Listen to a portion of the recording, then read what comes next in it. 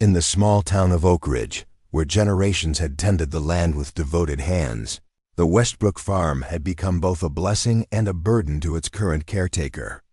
Mason Westbrook, a once ambitious environmental engineer who'd returned home to preserve his family's legacy, stared at the ancient maple tree with growing concern. It had been there longer than the farmhouse itself, but for weeks now, a mysterious amber fluid had been seeping from its bark.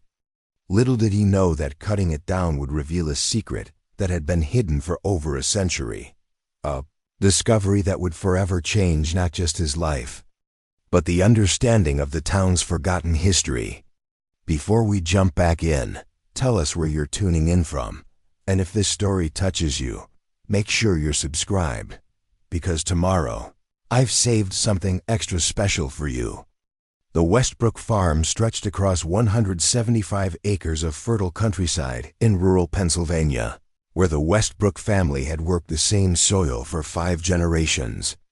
The weathered white farmhouse, rustic red barn, and sprawling fields of corn, wheat, and vegetables stood as a testament to the agricultural heritage that had defined this region since colonial times. But what truly distinguished the property was the majestic maple grove that covered the eastern edge of the land, a collection of trees so old that local historians believed some predated the Revolutionary War. Mason Westbrook, now 34, hadn't planned on becoming a farmer. With a master's degree in environmental engineering from Cornell University and 6 successful years at a prominent sustainability firm in Philadelphia, he had built the urban life he'd always dreamed about. His return to Oakridge 3 years ago had been reluctant but necessary when his father, Richard, suffered a debilitating stroke that left him unable to manage the farm operations. Mason's decision to take over the family business wasn't made lightly. It meant sacrificing his career trajectory, city apartment, and the relationship with his fiancée who couldn't imagine herself as a farmer's wife. "I thought it would be temporary," Mason explained, his calloused hands a stark contrast to the smooth ones he'd had when he first came back. "Just long enough to get the farm stabilized and hire a manager. But something about working this land gets under your skin. I started seeing possibilities here that I never appreciated growing up." Despite his initial hesitation, Mason had applied his environmental expertise to modernize the farm's operations, installing solar panels on the barn roof, implementing precision irrigation systems, and transitioning portions of the land to organic certification. The Westbrook family had been influential figures in Oakridge since Thomas Westbrook established the homestead in 1837. Through the Civil War, Great Depression, and the challenging farm crisis of the 1980s, each generation had adapted and persevered, maintaining the farm's independence when many surrounding properties were sold off to developers or corporate agricultural interests.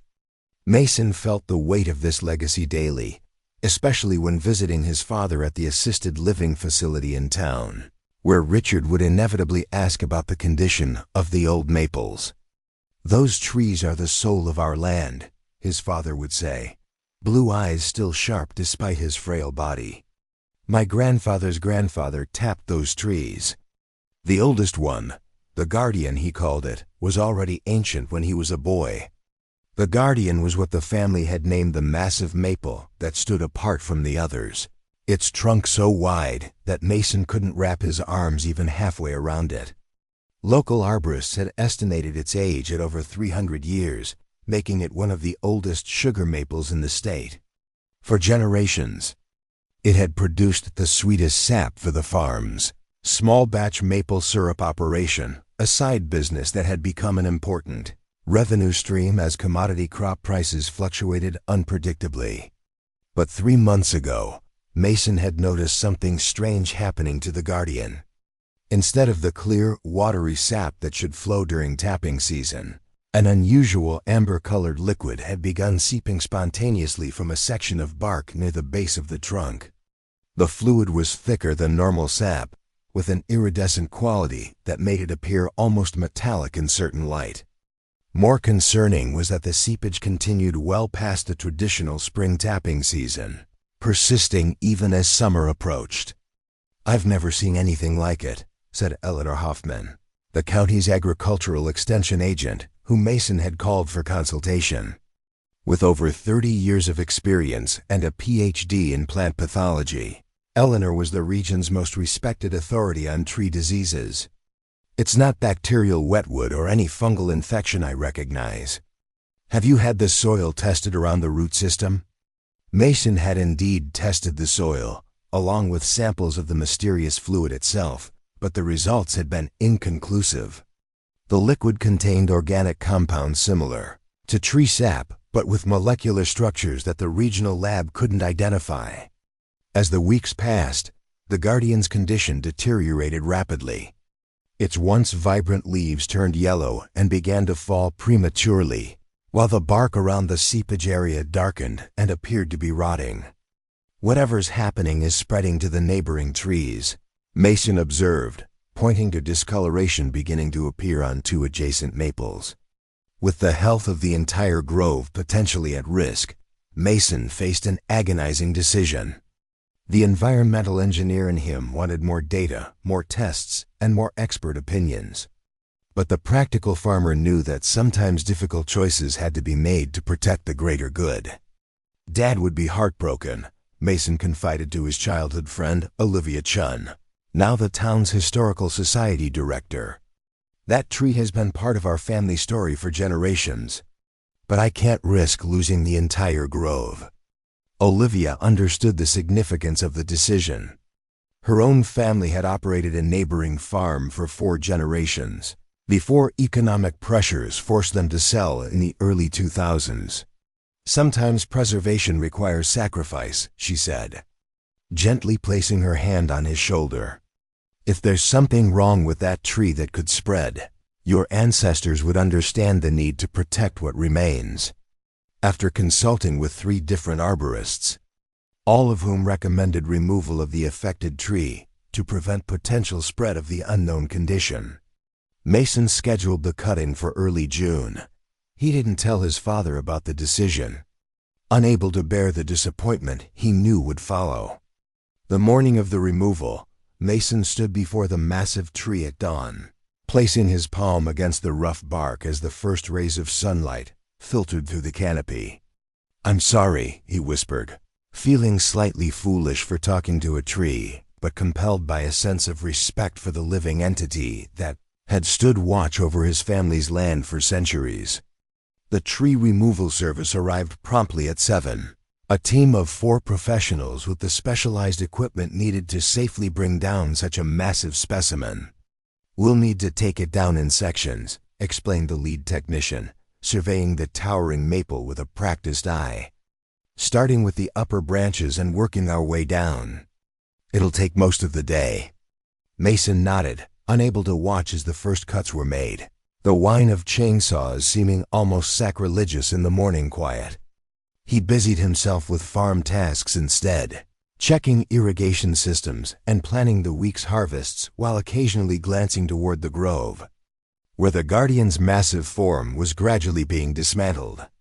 Preparing and narrating this story took us a lot of time, so if you are enjoying it, subscribe to our channel. It means a lot to us.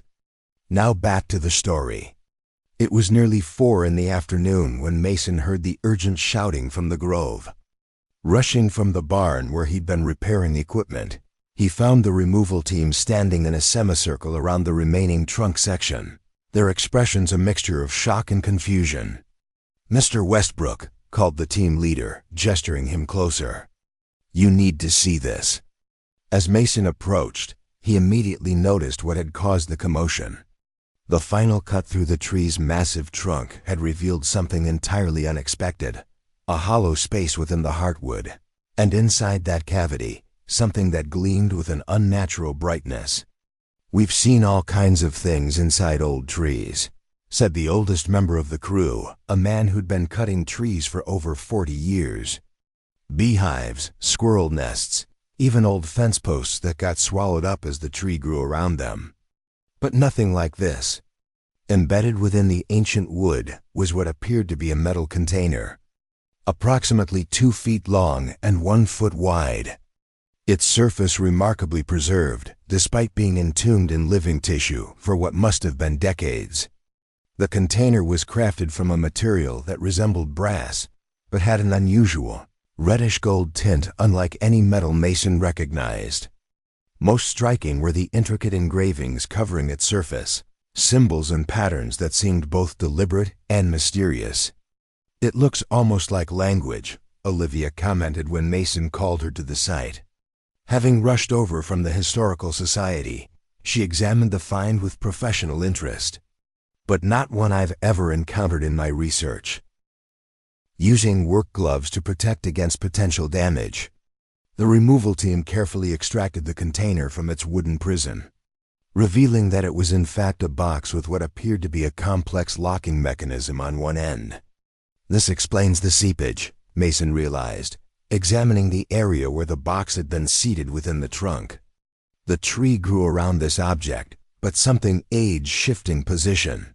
Maybe environmental factors caused the internal structure to rupture, exposing whatever's inside to the tree's vascular system. The scientific explanation made sense, but it didn't address the more perplexing questions. What was this container? How had it gotten inside a tree that had stood for centuries? And perhaps most importantly, what did it contain? Word of the discovery spread through Oakridge with remarkable speed. By nightfall, curious neighbors had begun gathering at the farm's entrance, held back only by Mason's hastily erected private property signs and Olivia's authoritative assurances that proper protocols for historical finds were being followed. Local authorities had been notified, and the county sheriff had advised securing the object until experts could be consulted. "This could be historically significant," Olivia emphasized to the gathered crowd. "If it's what I suspect, a time capsule of some kind, then proper documentation is essential." Mason carefully transported the mysterious container to his workshop, a converted carriage house adjacent to the main farmhouse. Under bright lights, he and Olivia examined it more carefully, photographing every angle and making detailed notes. "The craftsmanship is extraordinary," Olivia observed, pointing to the precision of the engravings. "This wasn't made by amateur hands." Mason nodded in agreement, running his fingers lightly over the unusual lock mechanism, which featured no keyhole, but instead a series of movable rings with engraved symbols that seemed designed to align in some specific combination. "It's a puzzle lock," suggested Professor Elijah Thornton, who arrived the following morning. As the head of archaeology at the State University 2 hours away, Thornton had responded immediately to Olivia's call about the discovery. These were particularly popular in the late 18th and early 19th centuries among wealthy collectors and secret societies. The professor's expertise brought scientific rigor to the examination. With proper measuring tools, specialized photography equipment, and meticulous documentation methods that turned Mason's workshop into an impromptu laboratory. After several hours of careful study, Professor Thornton sat back with an expression of growing excitement. "Based on the metallurgical characteristics and design elements, I believe this container dates to approximately 17901-810. The composition appears to be a copper-gold alloy that was uncommon, but not unknown in that period. But the symbols..." He trailed off, gesturing to his notebook filled with careful sketches. "They don't correspond to any known cipher or script from that era. At least not in my field of expertise." As the investigation continued over subsequent days, the mystery only deepened. Analysis of wood samples from the tree confirmed that the container had been placed inside when the guardian was already well established, with growth rings suggesting the encapsulation had occurred around 1805 to 1810. Someone cut into the tree, Mason realized, examining the core samples under a digital microscope. They hollowed out a section, placed the box inside, and then sealed it up. The tree's natural healing process eventually closed the wound completely. The presence of the unusual container within a tree on Westbrook property raised intriguing questions about Mason's own ancestry. According to family records, Jonathan Westbrook had purchased the land in 1837, but the area had been settled long before that. Prior ownership records were spotty, with conflicting claims about who had lived on or owned the property during the early federal period. There's a 30-year gap in the local land records, Olivia explained, having spent days researching at the county archives. From roughly 1795 to 1825, we have almost no reliable documentation about this particular parcel. This historical gap coincided with a tumultuous period in American history, the young nation grappling with its identity, tensions with European powers, and internal conflicts about the direction of the Republic. Secret societies were prevalent during this era, Professor Thornton noted during one of his now regular visits to the farm. Organizations like the Freemasons were influential, but there were numerous smaller groups, philosophical societies, scientific collectives, political associations, many operating with varying degrees of secrecy. While the experts debated historical contexts, Mason became increasingly focused on the container itself, specifically on opening it without causing damage. These puzzle locks typically have a specific sequence, explained Leah Kessler, a conservation specialist who had joined the research team. With delicate precision tools and seemingly infinite patience, Leah spent hours testing different combinations of the rotating rings, carefully documenting each attempt. The mechanism is remarkably preserved, she observed. Whatever alloy they used resisted corrosion, even after all these years inside a living tree. On the 7th day after the discovery, breakthrough came in an unexpected form. Mason's father, during his weekly video call from the assisted living facility, noticed the container in the background of Mason's workshop. "That's the Sentinel's key," Richard Westbrook said with surprising clarity, his normally foggy memory suddenly sharp. Grandfather used to tell stories about it. Stunned by this revelation, Mason turned the laptop so his father could see the container more clearly. "You know what this is?" Richard's eyes lit up with recognition. "Not exactly what it is, but I know the stories. Great-great-grandfather Jonathan had a rhyme about it. When time stands still and waters rise, seek the guardian's heart where truth lies." The old man recited the words with practiced ease, as if they had been burned into his memory long ago. It was just a bedtime tale, I thought. Something passed down through generations. I never imagined it was real. This family connection transformed the investigation. With renewed purpose, Mason and the research team combed through the Westbrook family archives journals, letters, and personal effects that had accumulated in the farmhouse attic over generations. Among Jonathan Westbrook's papers, they discovered a small leather-bound notebook containing cryptic references to the society and preservation of essential knowledge. More significantly, the final pages contained drawings that bore striking similarities to the symbols engraved on the mysterious container. "It's a star chart," realized Dr. Amina Patel, an astronomer from the university who had been brought into the expanding research team. Comparing the engravings with Jonathan's drawings, she identified constellations arranged in a specific pattern. "But it shows the night sky as it would have appeared, in this exact location on a specific date. June 21st, 1806, the summer solstice of that year held no particular historical significance in conventional records, but its selection suggested astronomical importance to whoever had created and hidden the container.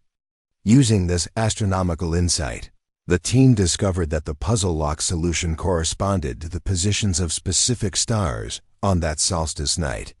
When Leah aligned the rotating rings to match these positions, the mechanism responded with a series of soft clicks.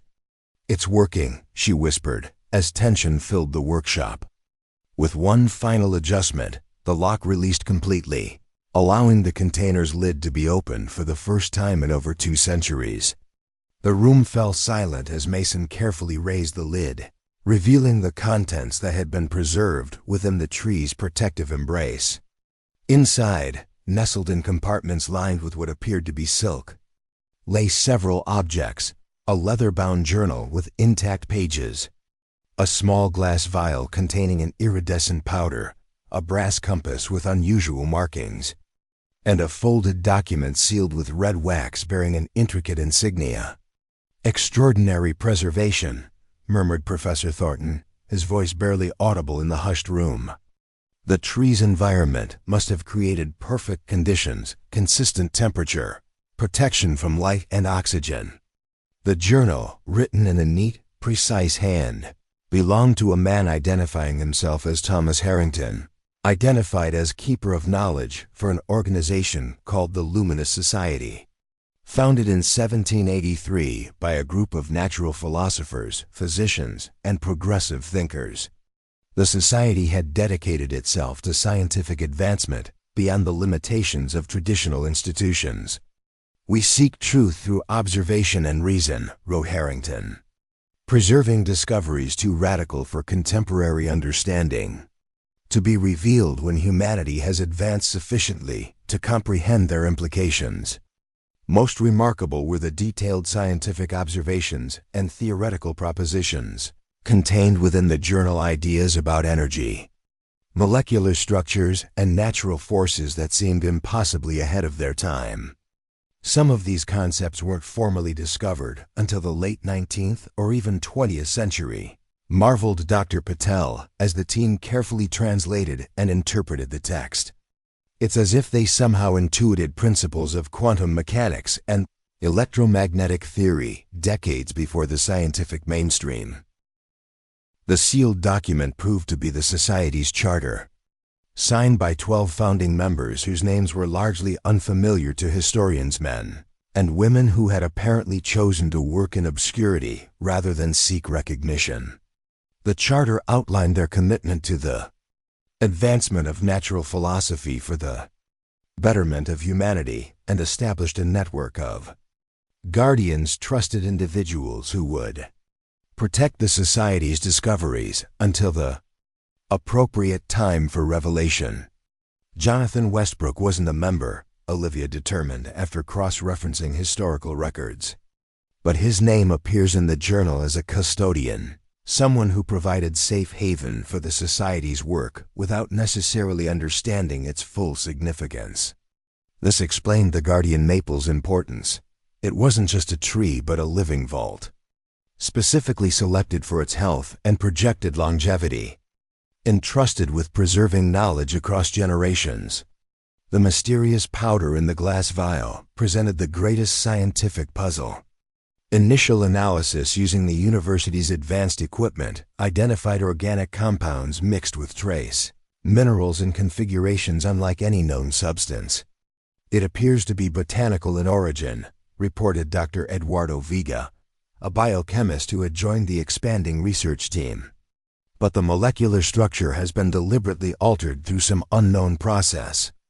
Notes in Harrington's journal referred to the substance as illuminated essence, a compound developed by the Society that supposedly enhanced mental acuity and intuitive understanding when prepared according to specific methods. As word of the discovery spread beyond Oakridge, the small town found itself suddenly thrust into national attention.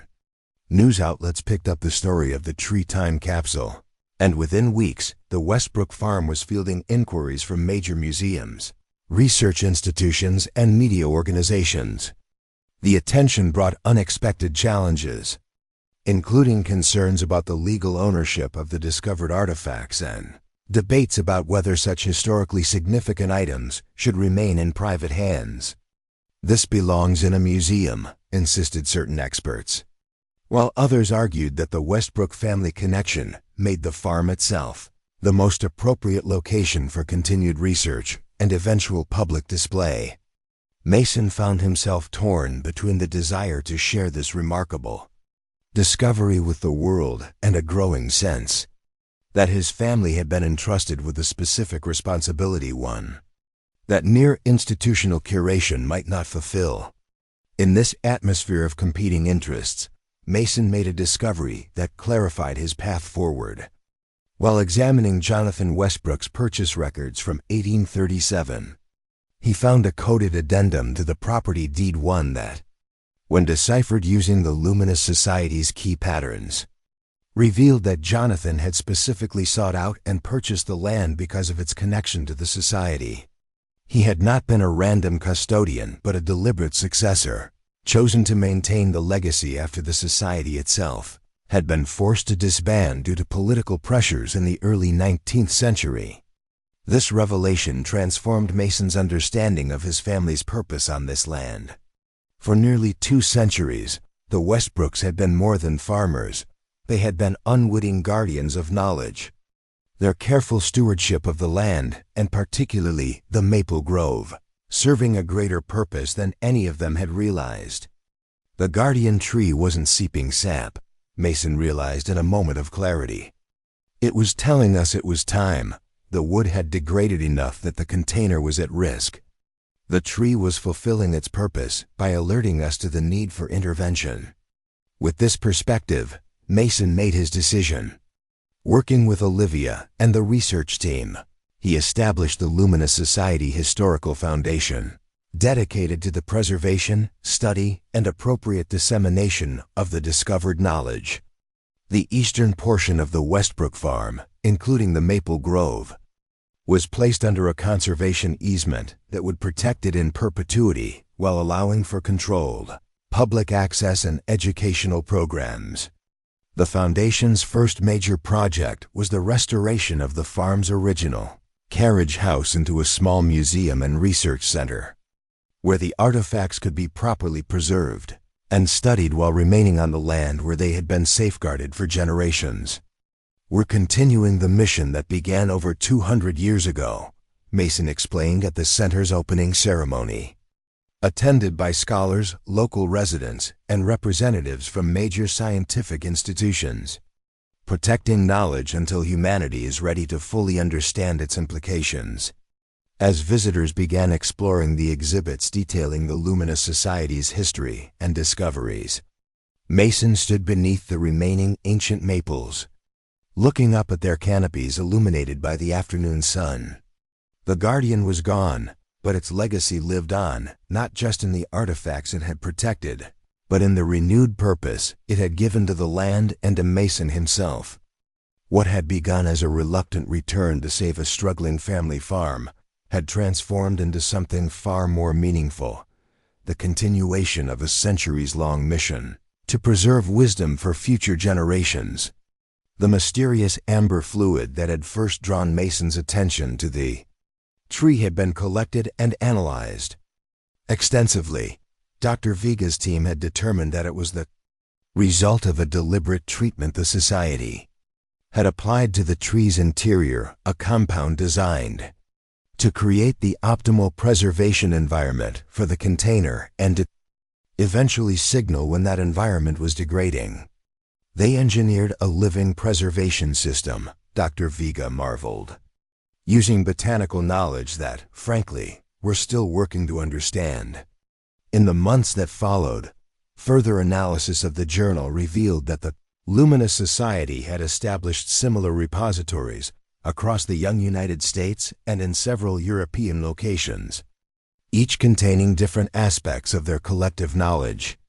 The journal included cryptic references to these locations, suggesting that the Westbrook discovery might be just the first piece of a much larger puzzle waiting to be reassembled. This possibility energized researchers worldwide, with teams beginning to investigate historical properties that matched the journal's veiled descriptions. For Mason, the journey had come full circle. His environmental engineering background had proven invaluable in understanding the sophisticated preservation methods the society had employed, while his reluctant return to farming had positioned him precisely where he needed to be when the guardian tree finally revealed its secret. What had seemed like a burden, the obligation to maintain family land in an era when small farms were disappearing, had been transformed into a privilege and responsibility that transcended ordinary agriculture. The eastern edge of the Westbrook Farm, where generations had harvested sap from ancient maples, was now recognized as something far more significant, a deliberately created repository of knowledge, preserved through centuries by the careful stewardship of those who worked the land without fully understanding the additional purpose they served. The guardian maple was gone, its physical form transformed into the museum's central display case that now protected the artifacts it had once held within its living tissue. But its spirit lived on in the mission that now animated both the farm and those who studied its unexpected treasure. As twilight descended over the maple grove, Mason walked among the trees his ancestors had tended, feeling a deeper connection to both the land and his family's legacy than he had ever imagined possible. The farmer who decided to chop down a mysteriously leaking tree had discovered not just historical artifacts but a purpose that bridged centuries, becoming part of a chain of custodians who protected knowledge until the world was ready to receive it.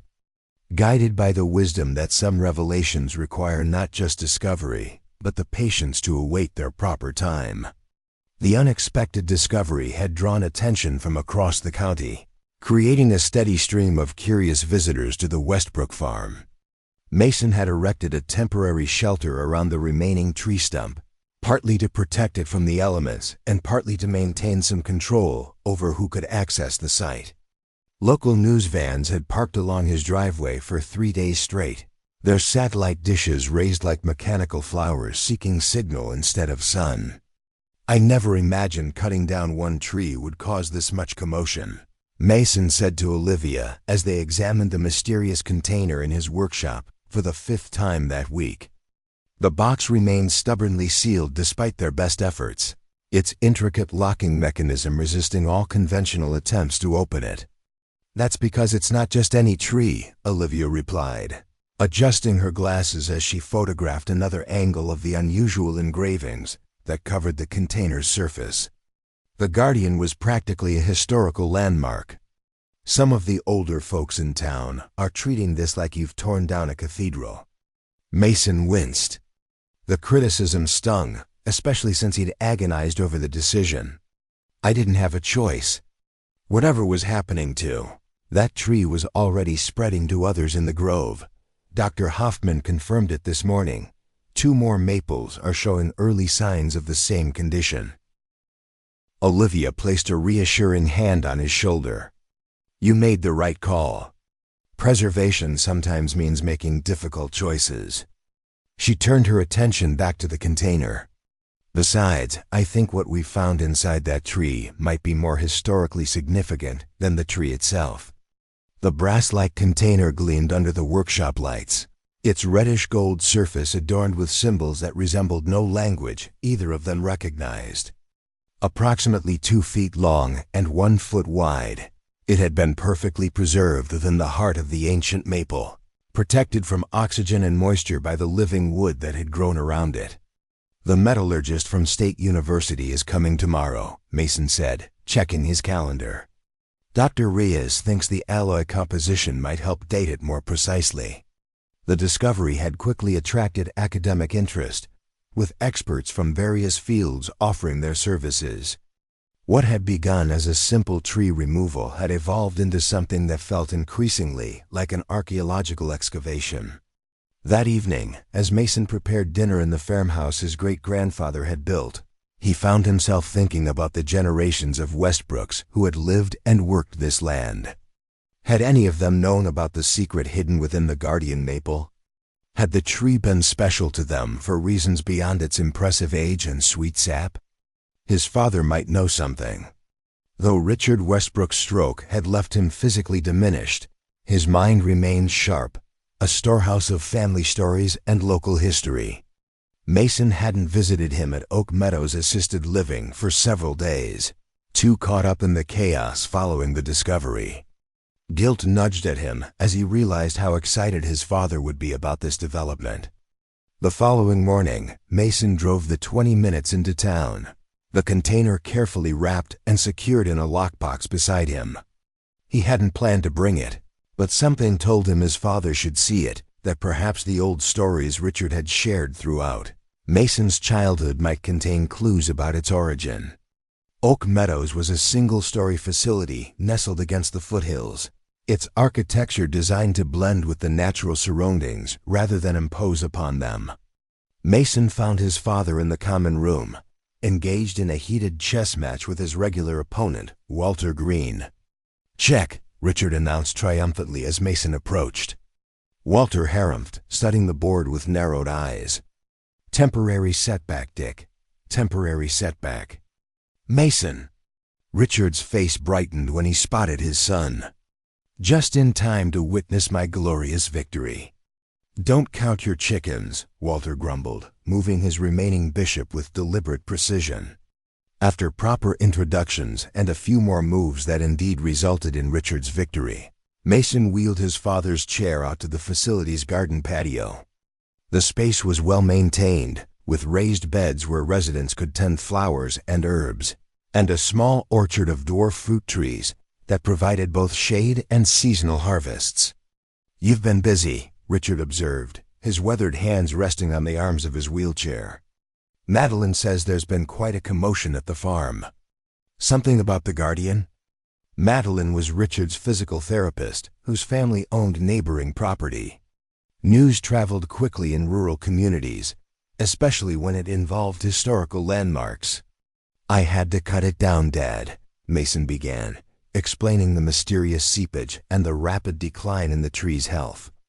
Rather than showing disappointment, as Mason had feared, Richard listened with increasing interest, nodding occasionally as if confirming something he'd long suspected. "And inside," Mason continued, unlocking the box beside his chair, "we found this." He carefully unwrapped the container, placing it on his father's lap. Richard went very still, his fingers hovering above the engraved surface as if afraid to touch it. "The keeper's vault," he whispered, the words barely audible. Mason leaned forward. "You know what this is?" Richard nodded slowly, his eyes never leaving the container. "Not exactly what it is, but what it was called. My grandfather used to tell stories. I always thought they were just family legends, the kind of tales you share around winter fires to keep the past alive." His fingers finally made contact with the metal, tracing one of the unusual symbols with surprising precision. "He said our land held a secret entrusted to our family, something we were to protect without understanding. The guardian was its sentinel." "Why didn't you ever mention this?" Mason asked, trying to keep the accusation from his voice. Richard smiled faintly. "Would you have believed me? These were bedtime stories, Mason. Tales of secret societies and hidden knowledge. Besides, grandfather himself didn't take them literally, or if he did, he never admitted it. The stories were passed down as family lore, not as historical fact. Do you remember any details about what might be inside? Or how to open it?" Richard closed his eyes, summoning memories from decades past. "There was a rhyme grandfather taught me. Let me think." He was silent for nearly a minute before reciting, "When stars align in heaven's sight, seek truth within the guardian's light. 5 turns left where eagles soar, 3 right where waters pour. The final key lies in the heart, where wisdom and courage never part." "It's a combination," Mason realized, examining the rotating rings on the end of the container. Each was marked with different symbols, including celestial objects and what appeared to be stylized animals. "There's more to the story," Richard continued, his voice strengthening with purpose. "According to grandfather, sometime around 1810, a group called the Enlightened Coalition entrusted something precious to our ancestor, Thomas Westbrook.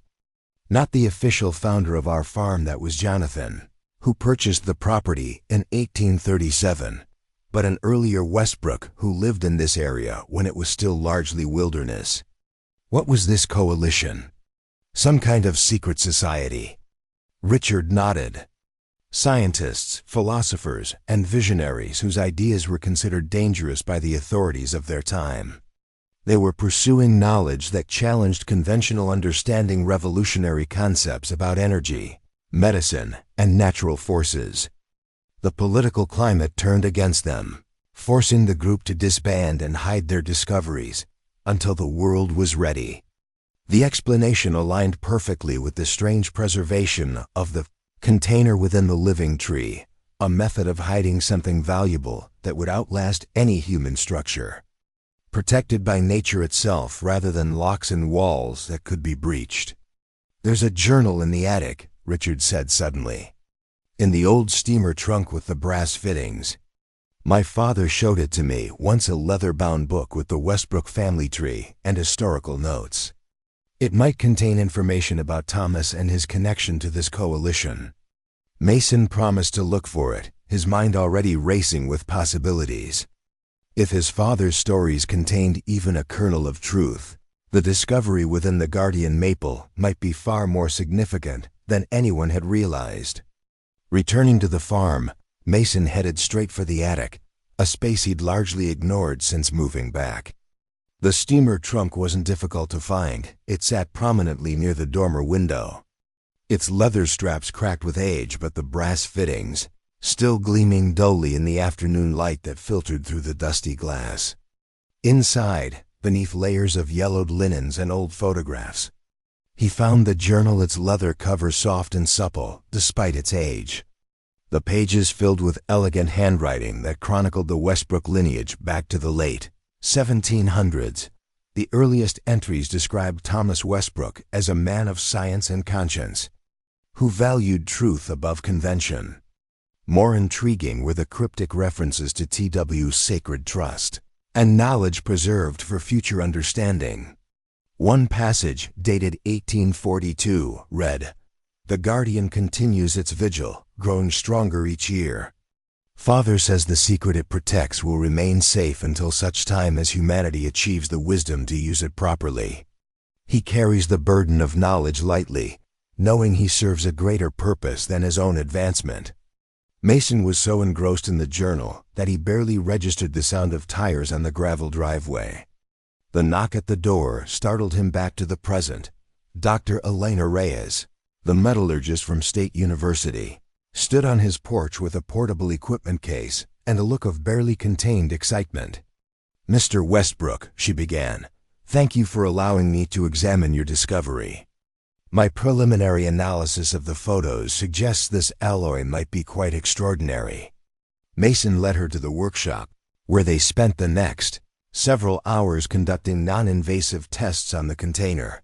Dr. Reyes's enthusiasm grew with each result, her scientific reserve gradually giving way to open amazement. "This isn't possible," she murmured, checking the spectrometer readings for the third time. The metallurgical techniques required to create this alloy weren't developed until the late 19th century, at the earliest. And some of these trace elements. She looked up at Mason, her expression a mixture of confusion and awe. "This container appears to be made of an alloy that shouldn't have existed in the early 1800s. The contradiction deepened the mystery. Either the container was much younger than they believed, which seemed impossible given its position within the growth rings of a tree over 300 years old, or someone had possessed metallurgical knowledge far ahead of their time when they created it." As the sun began to set, casting long shadows across the farm, Dr. Reyes reluctantly packed her equipment. "I'd like to bring a colleague who specializes in archaeometallurgy," she said. "Dr. Abernathy has studied unusual alloys from various historical periods. Perhaps he can make sense of these readings." Mason agreed, though a growing part of him felt protective of the discovery, as if his family's long, unwitting guardianship had passed to him in a more conscious form. That night, unable to sleep, Mason returned to his workshop and focused once more on the locking mechanism. His father's rhyme echoed in his mind. 5 turns left where eagles soar, 3 right where waters pour. Examining the rotating rings more carefully, he noticed what he'd missed before.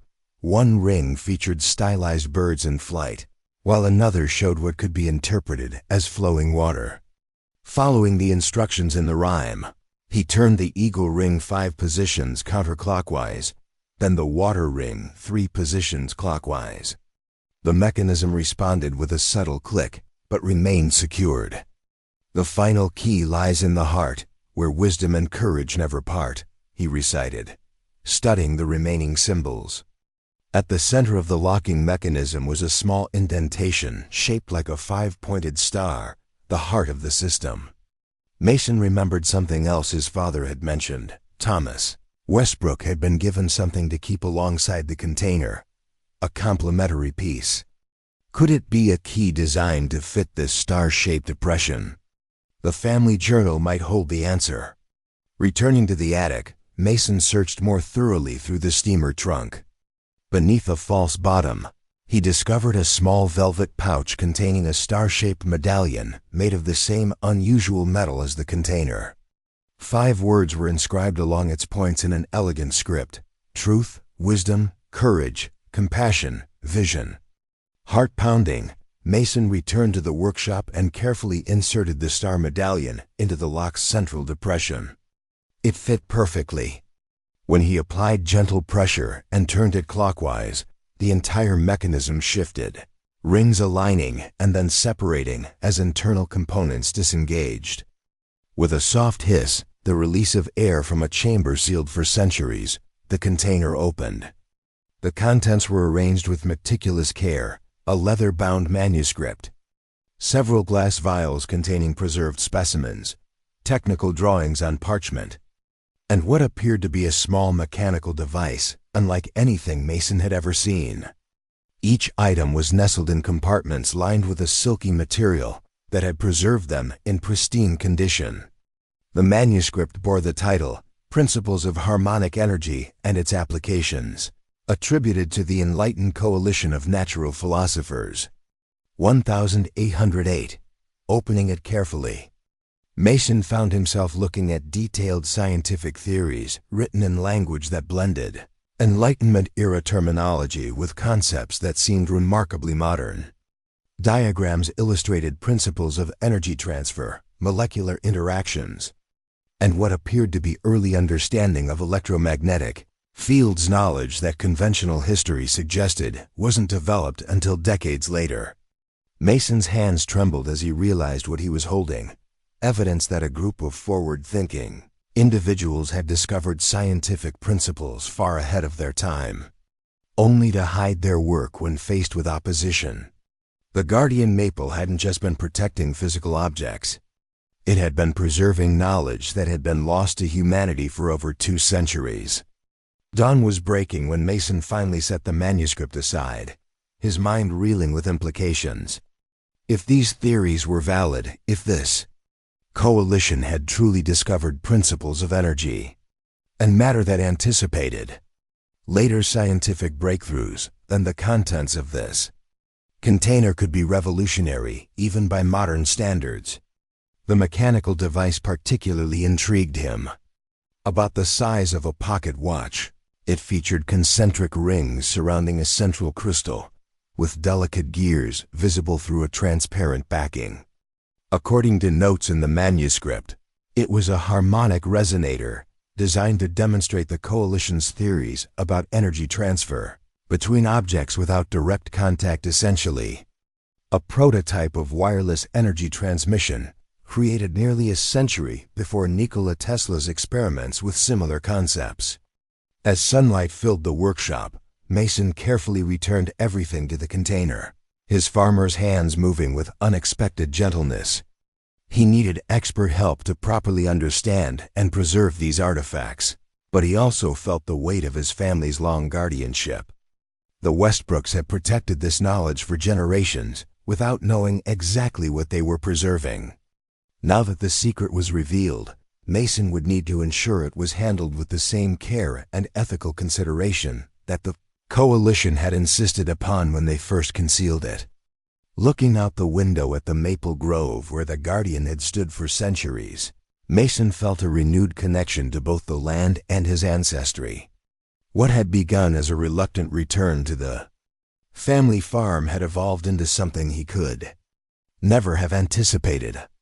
Mission that connected him to a legacy far older and more profound than agricultural tradition alone. The mysterious fluid that had seeped from the Guardian hadn't been a sign of disease, he now realized, but a deliberate feature of the preservation system. Notes in the manuscript described a specially formulated compound that would eventually dissolve the resin seal protecting the cavity if the tree's structural integrity became compromised. The Guardian had performed its final duty, ensuring the knowledge it protected would be recovered before it could be lost to decay. As Mason contemplated his next steps, he heard another vehicle approaching, Olivia arriving earlier than expected, with a look of urgency on her face as she hurried from her car. "The County Historical Commission is filing for an emergency preservation order," she explained breathlessly. "They want to take possession of anything found on the property that's deemed historically significant. Someone leaked information about the container to them." She paused, noticing its open state on the workbench.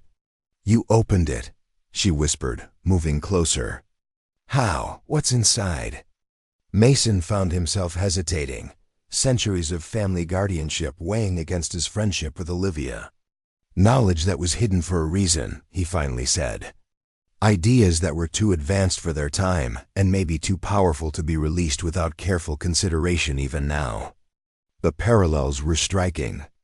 Just as the coalition had faced challenges sharing their discoveries in the early 1800s, Mason now confronted similar questions about how this rediscovered knowledge should be handled in the modern world. Who should control it? How should it be shared?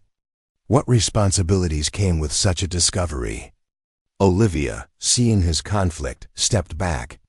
"You don't trust me," she said softly, hurt evident in her voice. "It's not about trust," Mason replied, choosing his words carefully. "It's about responsibility. My family has been protecting this without even knowing what it was for over 200 years. Now that I do know, I can't just hand it over to institutions that might not understand its significance or handle it with the proper care." Her expression softened with understanding. "Then let me help you protect it properly," she offered. "We can document everything according to professional standards, create proper preservation conditions, and consult experts who can be trusted. Whatever's in that container deserves to be properly understood and contextualized." Mason nodded, realizing he couldn't and shouldn't handle this alone. The coalition had been a group of collaborators who pooled their knowledge and perspectives. Perhaps that approach was still the wisest path forward. "First," he said, "I need to show you something in the attic. And then we need to visit my father again. If we're going to honor this legacy properly, we need to understand the full story of how it came to be hidden in the Guardian and why my family was chosen to protect it." As they climbed the stairs to the attic, Mason felt the first stirrings of a purpose larger than himself, a connection to both past and future that transcended the daily concerns of running a family farm. The leaking tree had led him to something far more significant than he could have imagined, not just a historical artifact, but a responsibility to ensure that knowledge, long hidden, could finally serve its intended purpose in a world that might at last be ready to receive it. The attic of the Westbrook farmhouse felt like a cathedral of memory, dust motes dancing in the shafts of morning light that penetrated the dormer windows. Mason led Olivia to the steamer trunk, now open to reveal generations of family history preserved in paper and cloth. He handed her the leather journal, watching as her historian's eyes widened with each page she turned. "This changes everything," she whispered, carefully setting the journal aside to examine the star medallion Mason had discovered. "Do you understand what this means? The Enlightened Coalition wasn't just a local group. There are references to them in obscure historical records from Boston to Philadelphia." Richard explained that the Enlightened Coalition hadn't entrusted just one container to the Westbrook family. There had been 3, each containing different aspects of their work, each hidden in a different location on the property. "The Guardian protected the theoretical principles," Richard said. "But according to Grandfather, there was also a practical application hidden near where earth and water meet, and a moral framework preserved where stone remembers history's passage. The cryptic descriptions confused Mason initially, but Olivia, who had accompanied him to Oak Meadows, immediately grasped their significance. The old spring at the southern boundary where earth and water meet, and the family cemetery with its stone markers where stone remembers history's passage. Richard nodded, pleased with her quick understanding. The coalition believed that knowledge should never be separated from its ethical application. They divided their work into 3 parts: theory, application, and moral framework, to ensure that anyone rediscovering it would need to consider all aspects rather than simply extracting the technical elements. This revelation added new urgency to their work. If the theoretical manuscript alone contained concepts advanced enough to challenge modern scientific understanding, what might be contained in the practical applications? And what moral framework had these forward-thinking individuals developed to guide the use of their discoveries? Returning to the farm with renewed purpose, Mason and Olivia headed first to the family cemetery, a small, walled enclosure on a gentle rise overlooking the eastern fields. Generations of Westbrooks rested here, their graves marked by simple stones dating back to the early 19th century. The oldest belonged to Thomas Westbrook, the ancestor who had first accepted guardianship of the coalition's knowledge. Unlike the container hidden within the living tree, this hiding place proved easier to locate. The base of Thomas Westbrook's headstone was unusually wider than necessary for stability, with a small 5-pointed star carved into its northern face. When Mason pressed the star medallion against this carving, they heard a soft click from within the stone. The entire front panel of the base slid forward, revealing a cavity containing a container identical to the one from the guardian maple. This second container held not scientific manuscripts, but philosophical treatise essays on the ethical application of advanced technology, considerations of how powerful knowledge should be governed and shared, and frameworks for ensuring that scientific advancement served humanity's highest good rather than its basest instincts. "Listen to this," Olivia said, carefully reading from one of the documents. "Power without wisdom creates only destruction. Knowledge without compassion leads to suffering. Progress divorced from moral consideration is regression disguised as advancement." These weren't just scientists, they were philosophers concerned with the human implications of their discoveries. The sun was setting by the time they made their way to the old spring at the southern boundary of the property. Once the farm's primary water source, it had been supplanted by drilled wells decades ago, though the stone structure built around it remained intact. Here, the third container proved more challenging to recover, submerged as it was in the clear waters of the spring and secured beneath a heavy stone that required both of them to move. This final container, once recovered and opened with the star medallion, contained the most immediately practical aspects of the coalition's work detailed: plans for devices that could generate and transmit energy without combustion, purify water through advanced filtration methods, and even neutralize certain types of environmental contamination. These weren't merely theoretical concepts, but complete engineering specifications, preserved with the same meticulous care as the other materials. It's like they developed 19th century versions of technologies we're still trying to perfect today. Mason marveled, examining diagrams for what appeared to be a solar energy collection system, far more efficient than modern photovoltaic cells. But they did it without electricity or advanced material science as we understand them. By the time they returned to the farmhouse, night had fallen completely. The property illuminated only by starlight and the warm glow from the workshop windows where Doctors Reyes and Abernathy continued their examination of the first container's contents. Adding these new discoveries to their research created a palpable sense of excitement and responsibility. The coalition's approach was holistic, Dr. Abernathy observed as they integrated findings from all 3 containers. They understood that technological advancement without ethical frameworks leads to exploitation rather than progress. By separating the components of their work this way, They ensured that anyone rediscovering it would need to engage with the moral implications alongside the scientific principles. This integrated approach resonated deeply with Mason's own environmental engineering background. Throughout his education and career, he had struggled with how often technical solutions were implemented without adequate consideration of their broader impacts or ethical implications. The coalition's work represented a different model, one where scientific, practical, and ethical dimensions were considered inseparable parts of the same knowledge system. As the night deepened, the research team faced a crucial question. How should this rediscovered knowledge be shared with the modern world? The county authorities already knew about one container. It would be impossible to keep these discoveries completely private.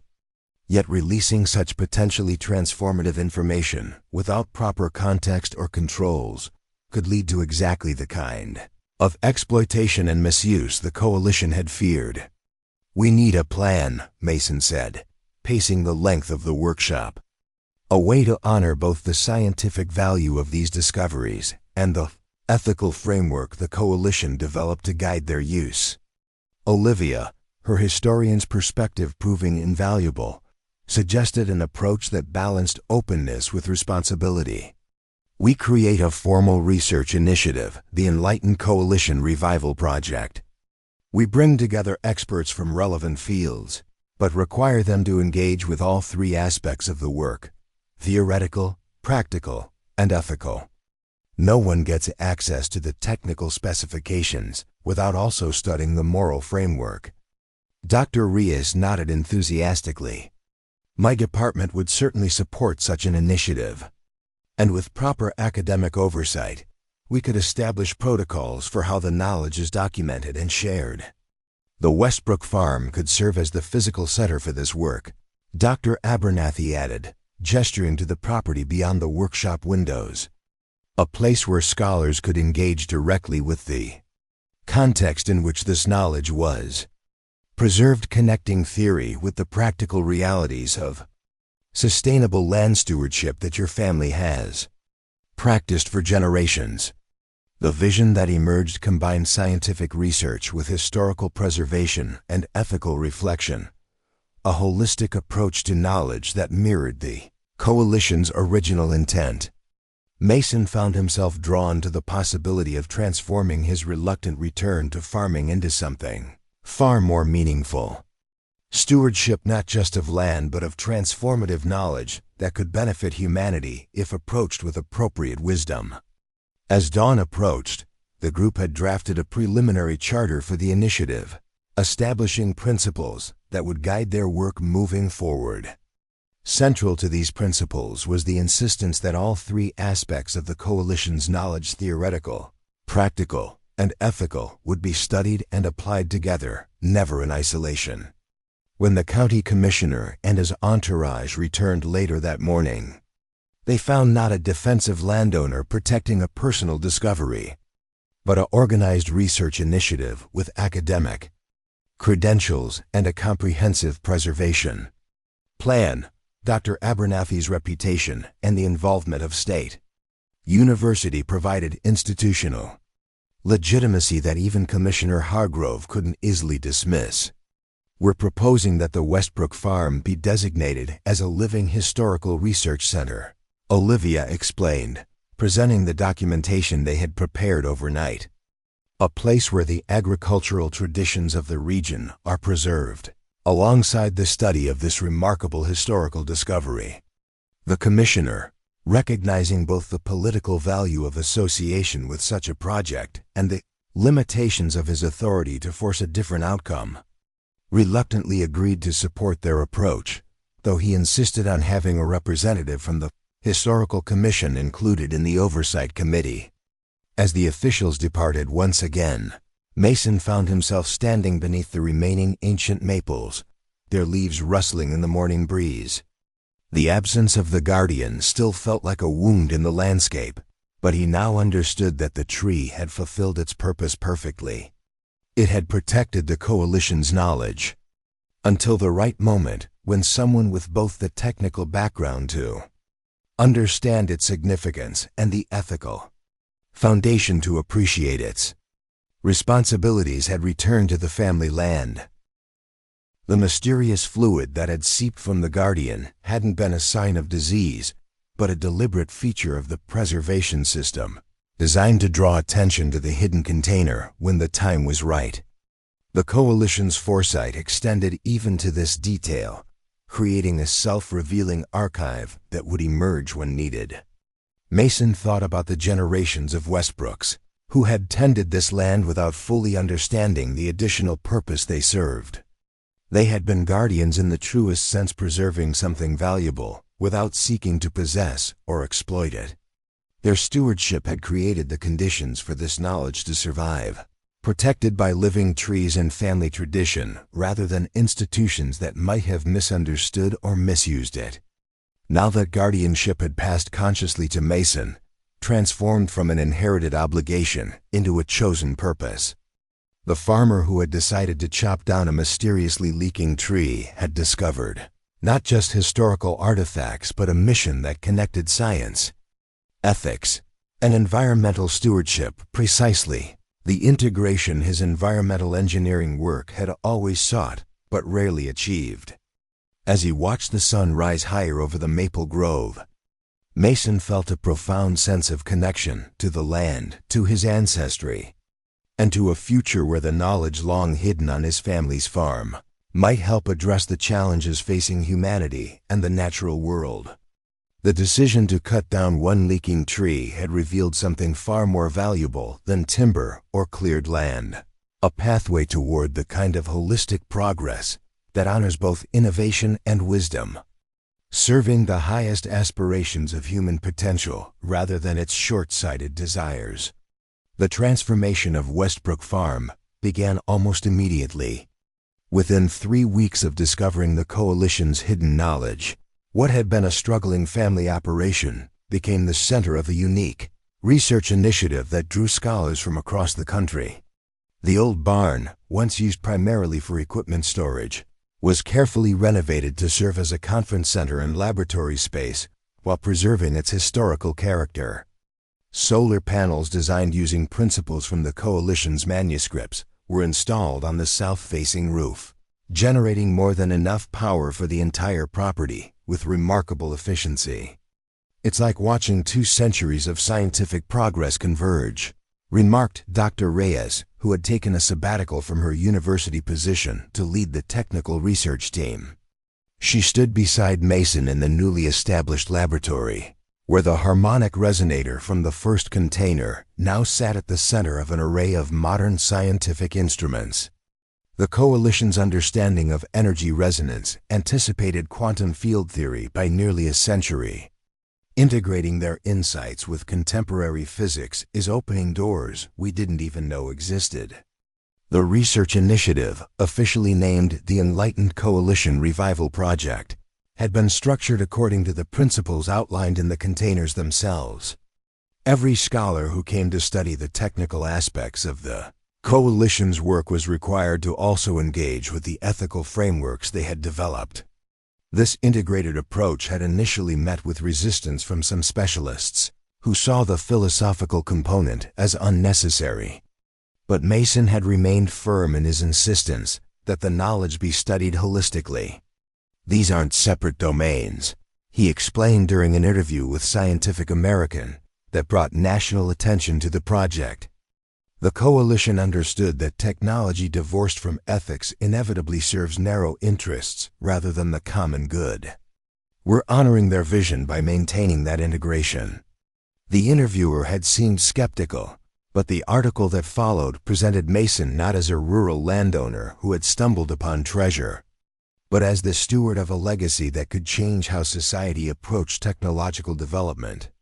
While the scientific team worked to understand and validate the coalition's theories, a parallel effort focused on the practical applications outlined in the third container.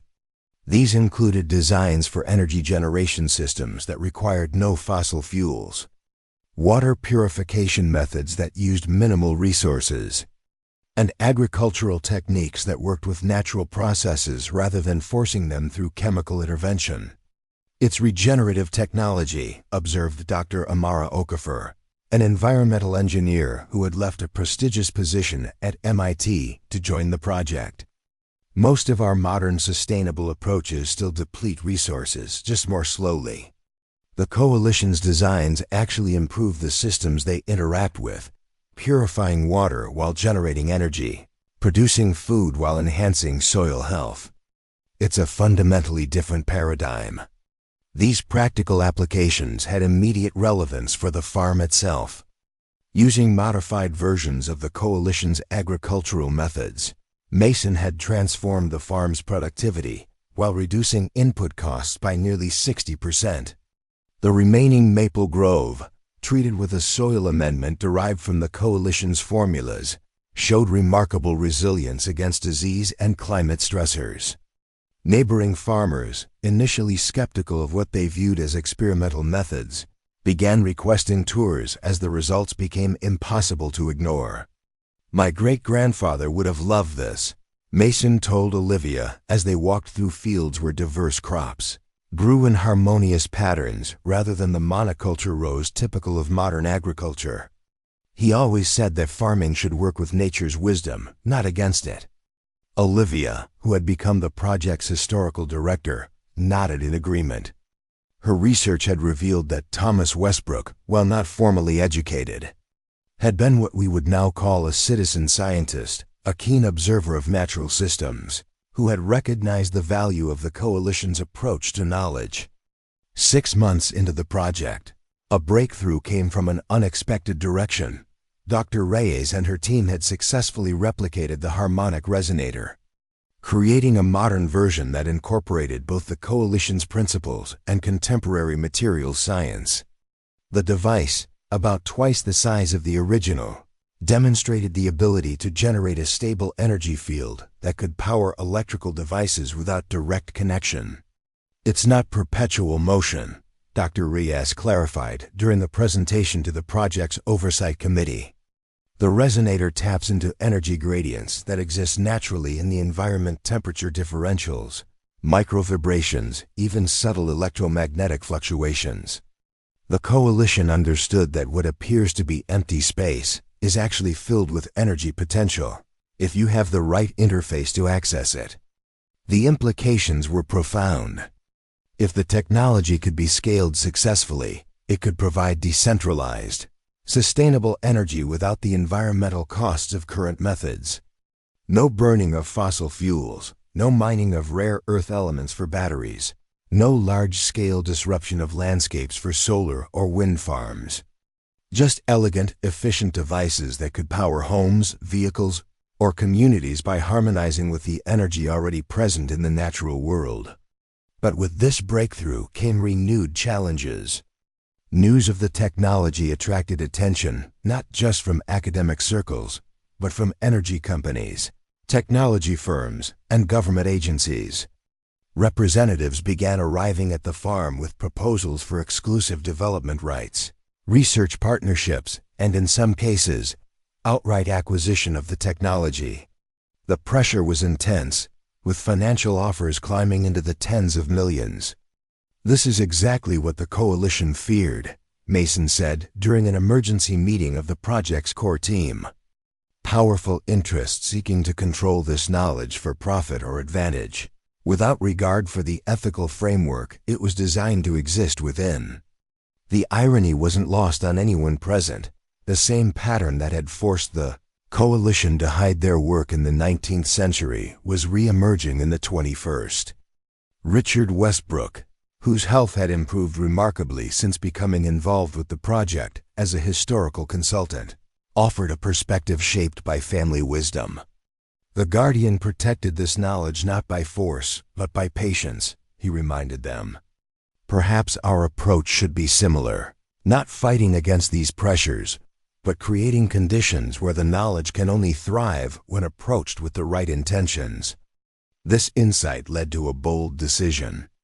Rather than patenting the resonator technology or licensing it to specific companies, the project would make the basic principles freely available through open source publication, but with a crucial difference. The full functionality of the technology depended on precise calibration that required understanding both the technical specifications and the ethical framework. By releasing these elements through different channels and making the integration process itself part of the learning journey, they created a natural selection mechanism that favored collaborative, ethically minded implementation over exploitative approaches. "We're not preventing anyone from using this knowledge," Mason explained to a particularly persistent venture capitalist. "We're ensuring that those who use it successfully must engage with all aspects of its development. The technical without the ethical simply won't work efficiently." It was a subtle but powerful approach, embedding values directly into the knowledge dissemination process rather than trying to control it through legal or institutional barriers. This strategy proved remarkably effective. The organizations that thrived in implementing the coalition's technologies were those willing to embrace the integrated approach, typically smaller, community-oriented enterprises and research collectives rather than traditional corporate entities. A network of resonance communities began to emerge, each adapting the core principles to address local needs while maintaining the ethical foundations. The Westbrook Farm itself became a living demonstration of this approach. The original farmhouse was preserved as a historical center, while new structures incorporated both traditional wisdom and advanced technology. A learning center constructed near the site of the Guardian Tree welcomed visitors from around the world, introducing them to the coalition's vision of harmonious progress through interactive exhibits and hands-on workshops. Perhaps most meaningful for Mason was the establishment of the apprentice program, which brought young people from diverse backgrounds to live and work on the farm while studying the integrated knowledge systems. These apprentices engineers, farmers, philosophers, artists embodied the coalition's belief that true innovation requires multiple perspectives united by shared ethical commitments. "I never imagined my life would take this turn," Mason confided to his father during one of their regular walks through the maple grove.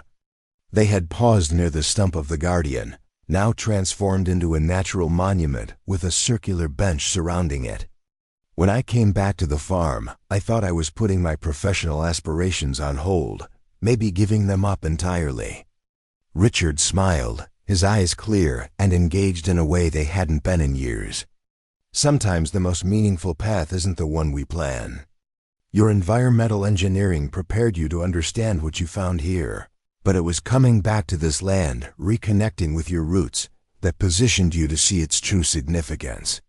The conversation was interrupted by the arrival of Olivia, accompanied by a distinguished visitor doctor, Eleanor Hoffman, the agricultural extension agent who had first examined the Guardian maple when it began leaking.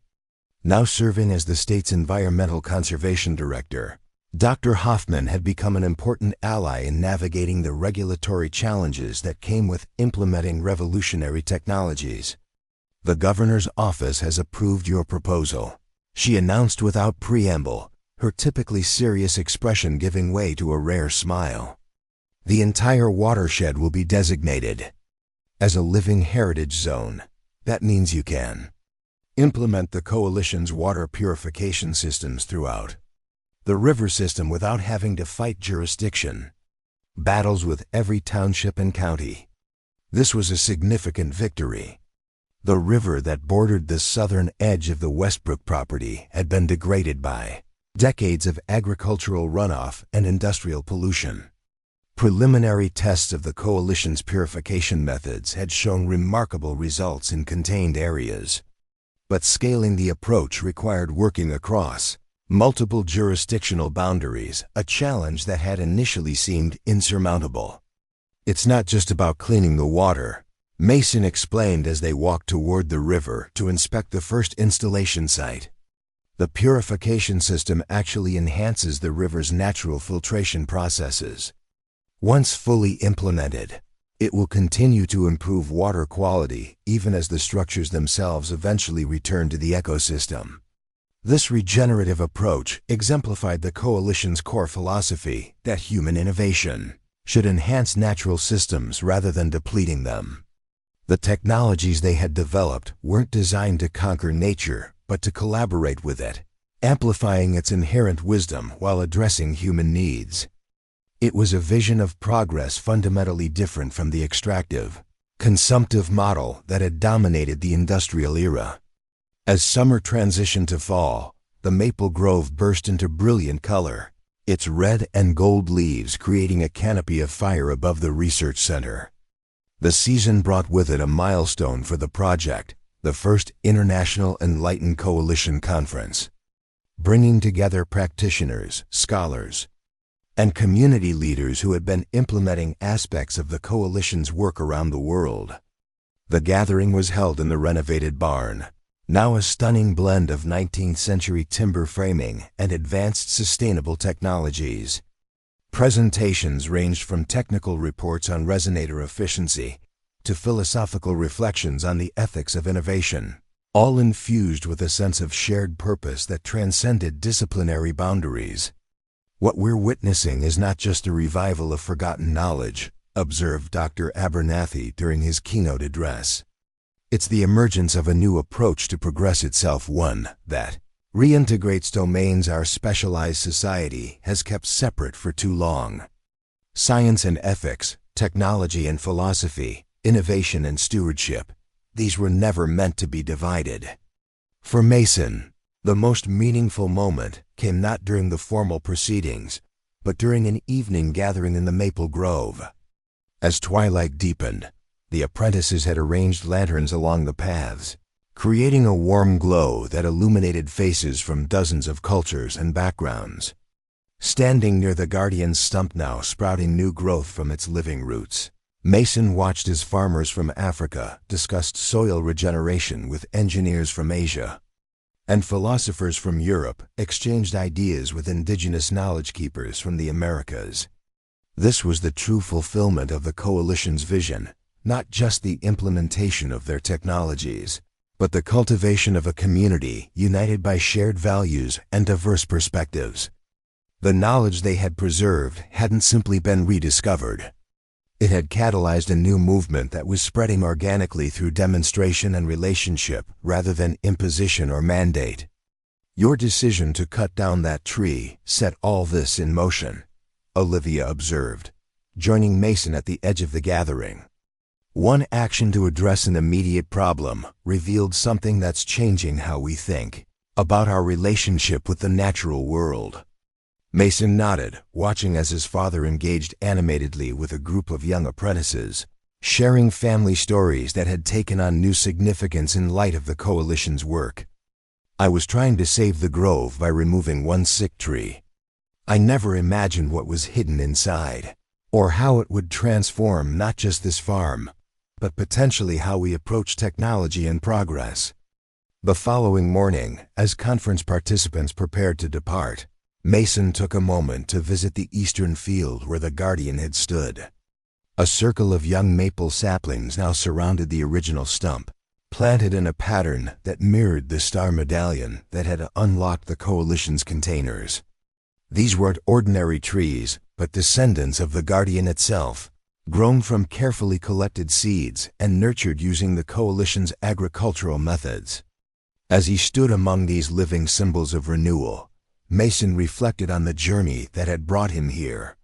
3 years ago, he had returned to the farm reluctantly, viewing it as an obligation that would delay his professional aspirations. Now he understood that his environmental engineering background, combined with his connection to this land, had uniquely prepared him to steward knowledge that might help address the very challenges he had hoped to tackle through his original career path. The leaking tree that had seemed like a problem requiring immediate solution had in fact been offering a gift access to wisdom, long preserved for a moment when it could be properly understood and applied. By cutting it down, Mason had completed the cycle the coalition had set in motion centuries earlier, releasing knowledge that had matured alongside the living wood that protected it. As the saplings grew, they would carry forward both the genetic legacy of the guardian and the philosophical legacy of those who had chosen it as their repository of hope. Each tree would develop its own character, just as each community implementing the coalition's approaches would adapt them to local conditions and needs. Unity of purpose with diversity of expression, the natural pattern that the coalition had recognized as the most resilient form of progress.